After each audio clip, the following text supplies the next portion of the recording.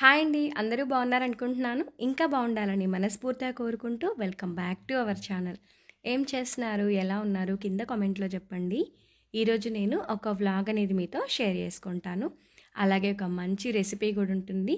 Video skip చేయకుండా end వరకు చూడండి. మార్నింగ్ మార్నింగ్ అయితే ఇదిగోండి మన గుమ్మం ముందు మంచిగా ఇలా ముగ్గు వేసుకున్నాను.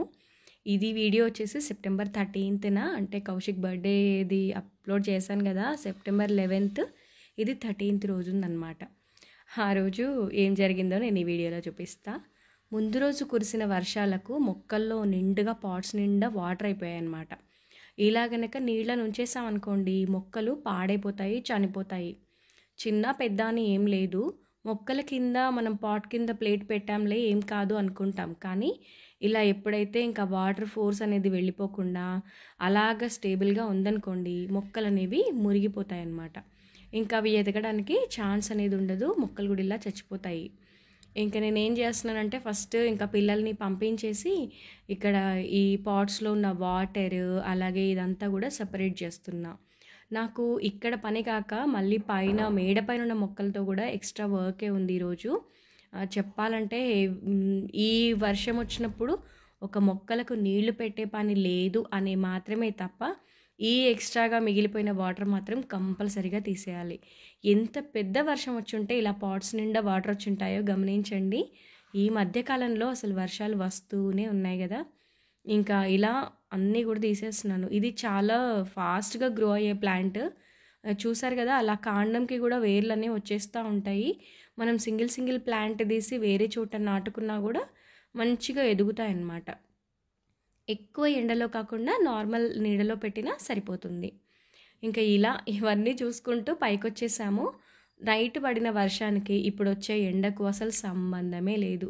టమాటాలు అయితే అసలు వీరగ్గాసాయి. ఒక్కొక్క చెట్టుకి దగ్గర కిలోన్నర కాయలు వచ్చేంతగా పెరిగాయన్నమాట. ఇవి రెండు చెట్లు పైన మనకు ఫ్రిడ్జ్ ఉంది కదా అందులో వచ్చినాయి అన్నమాట టమాటాలు. ఇంక ఇవన్నీ కోసేస్తున్నాము. లేదంటే ఇంకా ఏవైనా పిట్టలు అవన్నీ కొట్టేస్తాయి. అలాగే వంకాయలు కూడా బాగానే వస్తున్నాయి. ఇంకా ముందు రోజు అంతా కోసి ఫ్రిడ్జ్లో పెట్టేశాను. మళ్ళీ ఇప్పుడు కొన్ని ఉన్నాయి కదా ఇంకా అవి కూడా కోసేసి ఒకేసారి కర్రీ చేసుకోవచ్చు అని చెప్పి. ఏది ఏమైనా మన ప్లాంట్స్ నుండి ఒక్క కాయ వచ్చినా ఆ హ్యాపీనెస్సే వేరు కదా. అయితే స్పెషల్గా నా బర్త్డే రోజు నేను వ్లాగ్ అనేది షూట్ చేస్తానైతే ఏం అనుకోలేదు. కాకపోతే అలా సడన్గా జరిగిపోయింది. ఈ డ్రెస్ వచ్చి నేను మ్యాక్స్లో తీసుకున్నాను ఆల్రెడీ. అంటే మీతో షేర్ చేయలేదు అనుకోండి, సారీ. ఈ మధ్య వీడియోస్ అనేవి లేట్ అవుతున్నాయి కదా అలా అనమాట. అయితే పిల్లలు రాఘవ్ గారు వెళ్ళిన తర్వాత ఫ్రెండ్స్ అందరు వచ్చి సర్ప్రైజ్గా నాకు విషెస్ చెప్పారు. ఇంకా వాళ్ళు ఇచ్చిన వాల్యుబుల్ గిఫ్ట్స్ కూడా. సరే ఇంకా అందరూ వచ్చారు కదా మంచిగా కలిసి వంట చేసుకున్నాం అనమాట. అనుకోకుండా ఇది ఒక గెట్ టుగెదర్ లాగా అయిపోయింది. ఇంట్లోనే మంచిగా మిరపకాయ బజ్జీలు అలాగే పాయసం చేశాను, పప్పుల పాయసం. అలాగే veg biryani, plain rice, curd, పప్పు చేసా, పనీర్ కర్రీ, రసం ఇవన్నీ కూడా.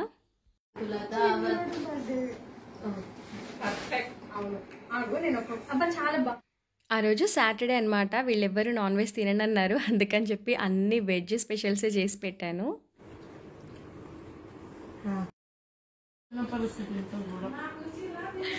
అయిపోయింది మొత్తం.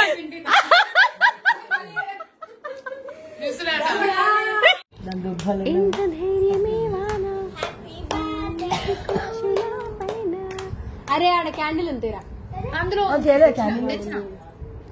అగ్గిపెట్టె కూడా ఆన్లైన్ ఉంటుంది. ఆన్లైనా కవిత కాదు.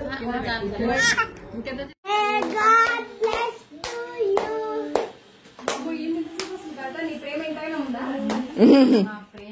నీ ప్రేమ సొంత ప్రేమ కలిసి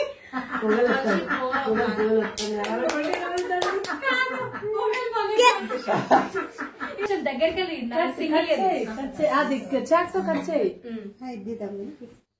ఫ్రెండ్స్ అంతా ఒక చోట కలిస్తే ఇంకా అది చెప్పలేం కదా. అసలు ఆ అల్లరి అసలు భలే అనిపించింది.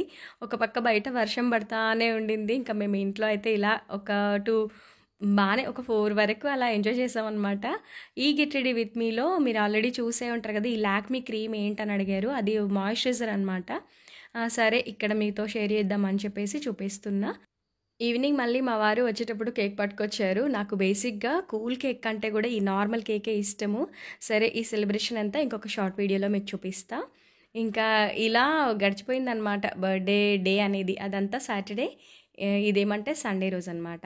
ఇంకా హెయిర్ అనేది చాలా రఫ్ అయిపోతుంది. ఈ మధ్య కాలంలో ఎక్కువ హెడ్ బాత్‌లయ్యాయి డే బై డే. వినాయక నవరాత్రులని అసలు కేర్ అనేది తగ్గిపోయింది. ఆయిల్ పెట్టుకోవడం అంతా తగ్గిపోయిందనమాట. సరే ఒక మంచి హెయిర్ ఆయిల్ ప్రిపేర్ చేసుకుందాం అనుకున్నాను. ఇంకా కోకోనట్ ఆయిల్ ఎలాగో ఉంది కదా! అదొక హాఫ్ లీటర్ వరకు దాదాపు ఒక గిన్నెలో వేశాను. మంచిగా హెర్బల్ ఆయిల్ అనేది మనమే చేసుకోవచ్చు ఇంట్లో. నేనేం చేస్తుంటానంటే హెయిర్ రఫ్ అయింది, డల్ అయిపోయింది. మెయిన్ థింగ్ ఏంటంటే స్కాల్ప్ మీద ఇచ్చింగ్ అనేది స్టార్ట్ అయిందనమాట. వెదర్‌ని బట్టి మనకు స్కిన్ గానీ, హెయిర్ గానీ మారిపోతూ ఉంటుంది. ఇంకా ఇలా ఒక ఆయిల్ అనేది మనం ప్రిపేర్ చేసి యూజ్ చేసామంటే చాలా బావుంటుంది. ఇంకా కోకోనట్ ఆయిల్ చూసారుగా ఎక్కువ క్వాంటిటీ వేశాను. అందులో సగం వరకు ఆముదం తీసుకున్నా. అది అలా కొంచెం పెద్ద బౌల్ తీసుకొని అందులో యాడ్ చేశాను. హీట్ అవుతుంది కదా! ఇక్కడేమంటే మందార పువ్వులు, అలాగే మందార ఆకులు తీసుకున్నాను.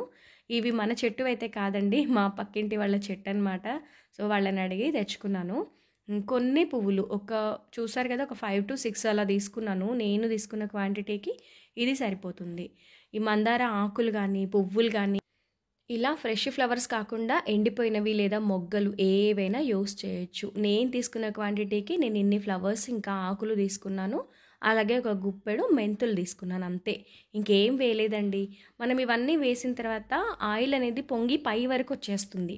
అలా కాకుండా కొంచెం లోతుగా వెడల్పుగా ఉన్న గిన్నె తీసుకున్నామంటే ఆయిల్ అనేది బయటకు రాకుండా ఉంటుంది. అలా మగ్గించేసి పక్కన పెట్టేసా. ఇంకా చల్లారిన తర్వాత బాటిల్‌లో స్టోర్ చేస్తాను.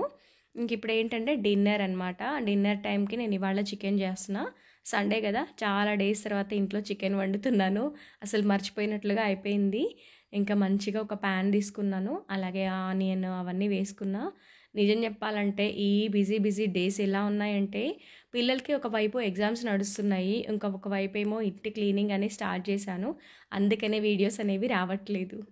ఇటువైపునేంటంటే ఆనియన్ మగ్గిన తర్వాత అందులో టమాటా కూడా వేసి మగ్గించేసా.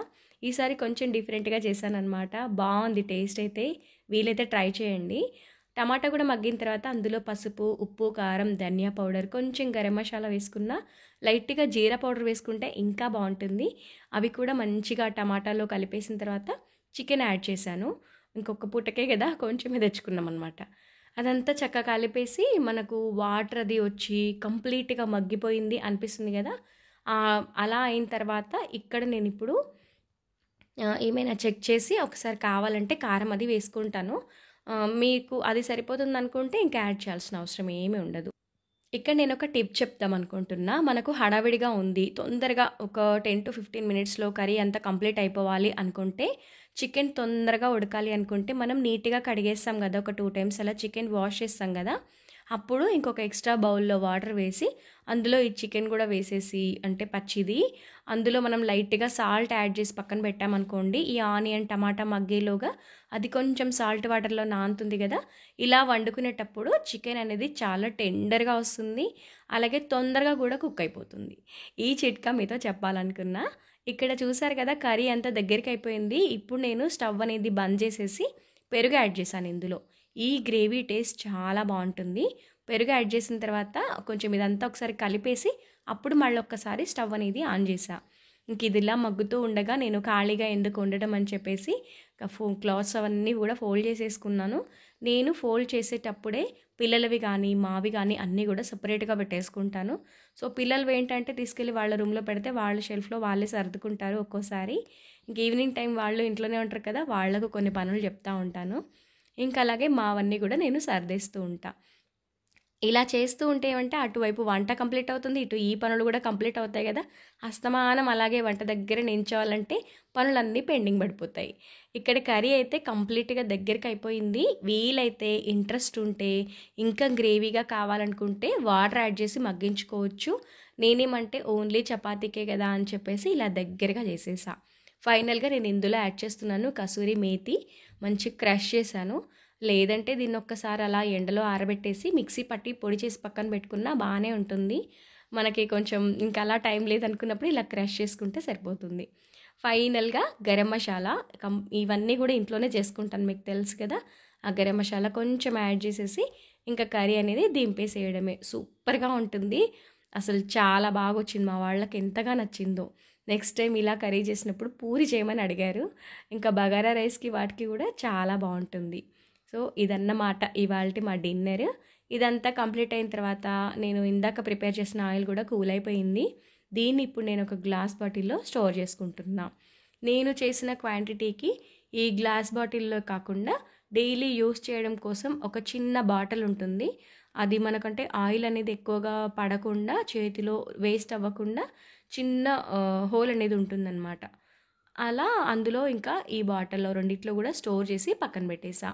నేను ఇక్కడ క్లాత్ వేసి జల్లి పట్టలేదు, జ్యూస్ అది ఫిల్టర్ చేసే జల్లి ఉంటుంది కదా, అందులో వేసి పట్టేశానమాట. అందుకని కొంచెం కొంచెంగా అలా కనబడుతుంది, కానీ హెయిర్కి మాత్రం చాలా చాలా మంచిదన్నమాట. సో ఇంట్లో అందరం కూడా ఇదే వాడేస్తూ ఉంటాము. సో ఇంట్లో చేసుకున్నాం కదా, ఆటోమేటిక్గా చాలా బాగుంటుంది. ఇక్కడ ఏంటంటే రేపటికి బ్రేక్ఫాస్ట్ కోసం దోసపిండి రుబ్బేసా. మార్నింగ్ అవ్వగానే బ్రేక్ఫాస్ట్ కోసం వెతుకులాడుతూ ఉంటాం, ఏం చేయాలి ఇవాళ ఏంటి అని. ఇలా ఏదైనా ఒక బ్యాటర్ అనేది ప్రిపేర్ చేసి పెట్టామంటే ఒక 2 to 3 డేస్కి టెన్షన్ ఉండదు. ఒక 2 రోజులు దోశలు వేసినా ఒకరోజు పునుగులో లేదంటే పొంగనాలో ఏదో ఒకటి చేసేసుకోవచ్చు. ఆయిల్ ఎక్కువగా యూస్ చేశాను కదా ఇవాళ స్టవ్ పైన, అంటే హెయిర్ ఆయిల్ ప్రిపేర్ చేశాను, అలాగే నాన్ వెజ్ కూడా ప్రిపేర్ చేశాను కాబట్టి కొంచెం అంతా అటు ఇటుగా జిడ్డుగా తుళ్ళి పడుతూ ఉంటుంది కదా. సో అదేంటంటే మనం డైరెక్ట్ క్లాత్తో కాకుండా ఒక్కసారి ఇలా టిష్యూతో ఇలా క్లీన్ చేసి టిష్యూని పడేసి మళ్ళీ మనం ఎక్స్ట్రాగా ఏదైనా వేసి క్లీన్ చేసుకోవచ్చు క్లాత్తో. లేదు మనం డైరెక్ట్గా క్లాత్తోనే తుడిచి చేసామనుకోండి, ఆ జిడ్డు అనేది ఎంత కడిగినా క్లాత్కి అలా పట్టేసి ఒక జిడ్డు స్మెల్ లాగా వస్తూ ఉంటుంది. అందులోని ఇప్పుడు వర్షాలు కదా, అసలు ఏ క్లాత్స్ కూడా సరిగా ఆరవు. అందుకని నేను అలా టిష్యూతో ఒకసారి క్లీన్ చేసేసి ఆ తర్వాత మంచిగా స్ప్రే చేసి ఫైనల్గా ఇలా క్లాత్తో క్లీన్ చేసుకుంటాను. దీనివల్ల మార్నింగ్ కుకింగ్కి ఇబ్బంది ఉండదు, ఇంకా కిచెన్ కూడా ఎప్పుడూ నీట్గా ఉంటుంది. ఆల్మోస్ట్ నా పనులన్నీ నైటే క్లీన్ చేసుకుంటాను. స్టవ్ అనేది ఒకటి క్లీన్గా ఉందనుకోండి, ఇంకా మార్నింగ్ లంచ్ బాక్సెస్ అవి ప్రిపేర్ చేయడానికి బాగుంటుందన్నమాట. సో ఇంతవరకు వీడియో చూశారు అంటే మీకు ఏదో ఒక పాయింట్ నచ్చే ఉంటుంది కదా. నచ్చి ఉంటే డెఫినెట్గా ఒక లైక్ ఇవ్వండి. ఏదైనా చెప్పాలి అనుకుంటే కింద కామెంట్లో చెప్పండి. మీ వాల్యుబుల్ కామెంట్స్ కోసం నేను వెయిట్ చేస్తూ ఉంటాను, అండ్ మీరు చేసే ప్రతి కామెంట్కి నేను రిప్లై ఇస్తాను. మరొక మంచి వీడియోతో మళ్ళీ కలుస్తాను. కొద్దిగా బిజీగా ఉండడం వల్ల వీడియోస్ అప్లోడ్ చేయడం అవ్వట్లేదు. డే బై డే అయినా తప్పకుండా అప్లోడ్ చేస్తాను. బాయ్ అండి, థ్యాంక్ యూ ఫర్ వాచింగ్.